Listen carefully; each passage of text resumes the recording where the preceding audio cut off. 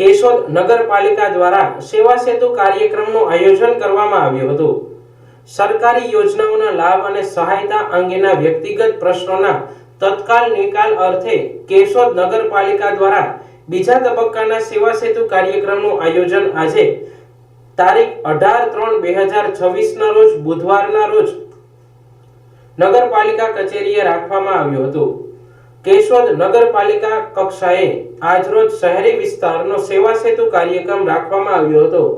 કેશોદ નગરપાલિકા શહેરી વિસ્તારનો આ ટર્મની અંદરનો બીજો સેવા સેતુ કાર્યક્રમ હતો।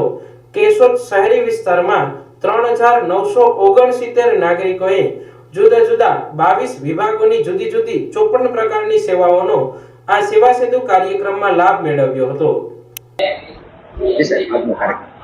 પ્રવીણ વિઠાણી, કચેરી અધિક્ષક નગરપાલિકા કેશોદ। કેશોદ નગરપાલિકા કક્ષાએ આજરોજ શહેરી વિસ્તારનો સેવા સેતુનો કાર્યક્રમ રાખવામાં આવેલ છે।